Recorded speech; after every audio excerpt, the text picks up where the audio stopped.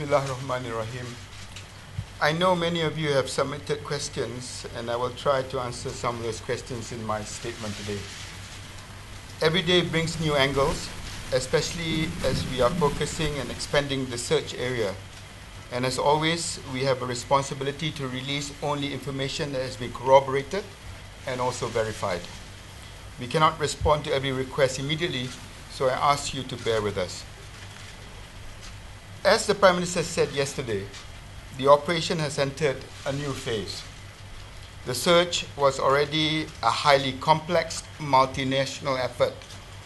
It has now become even more difficult. The search area has been significantly expanded, and the nature of the search has changed. From focusing mainly on shallow seas, we are now looking at large tracts of land, crossing 11 countries, as well as deep and remote oceans. The number of countries involved in the search and rescue operation has increased from 14 to 25, which brings new challenges of coordination and diplomacy to the search effort. This is a significant recalibration of the search. The search and rescue operation continues to be a multinational effort, one led and coordinated by Malaysia. In the last 24 hours, the Prime Minister has spoken to the Prime Minister of Bangladesh, the President of Turkmenistan, the President of Kazakhstan, and the Prime Minister of India. Yesterday, the Foreign Minister of Malaysia briefed representatives from countries along the northern and also the southern corridors. At 2 p.m. today, the Foreign Ministry of Malaysia briefed representatives from 22 countries, including those along the northern and southern search corridors, as well as other countries that may be able to help. These include Kazakhstan, Uzbekistan, Kyrgyzstan, Turkmenistan, Pakistan, Bangladesh, India, China, Myanmar, Laos, Vietnam, Thailand, Indonesia, and Australia. Malaysian officials are requesting support from these countries as well as others. This support includes general satellite data, radar playback, both primary and secondary, provisions for ground, sea, and aerial search, and assets as appropriate. We are currently discussing with all our partners how best to deploy assets along the two search corridors. At this stage, both the northern and southern corridors are being treated with equal importance.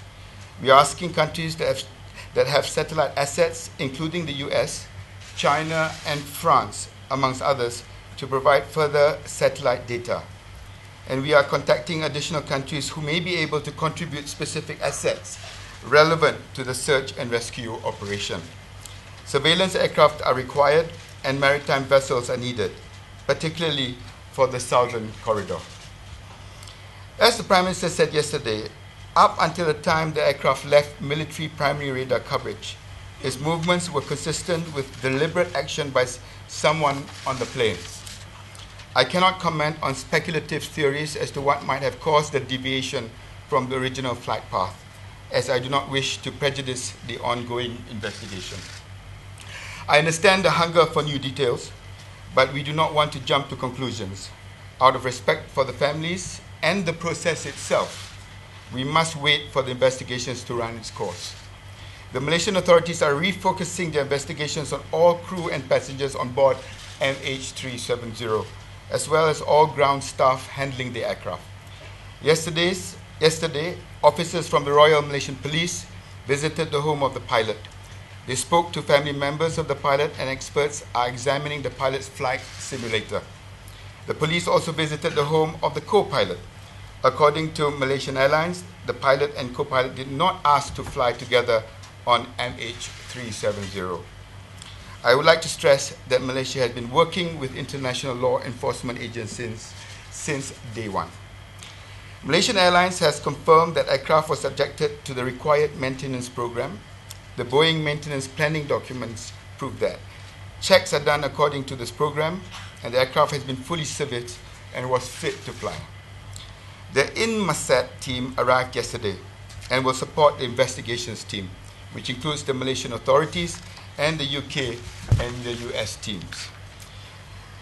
I would like to conclude by reiterating that the search for MH370 has entered a new phase. The information released yesterday has provided new leads and given new directions to the search process. We will provide more details on the redeployment of assets when it becomes available. Facts must be corroborated and verified before being released. When possible, we will keep the media fully briefed, but our priority remains the search and rescue operation. To that end, we have engaged in diplomatic and investigative efforts over the past 24 hours. The Prime Minister mentioned yesterday the refocus because of new information of certain equipment being intentionally turned off. And I believe the police, the IGP himself, have, in the last 24 hours, as I stated in my earlier statement, have started intensifying the study. That doesn't mean that we have not studied the manifest list earlier, but Tan Sri, maybe you could elaborate on that.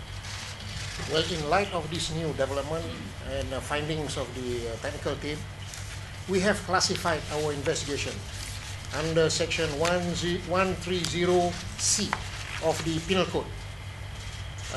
This provides investigation into offences of hijacking, sabotage, includes act of terrorism, and also all offences under the Aviation Offences Act. So that covers everything. So and that means that we are intensifying our investigation.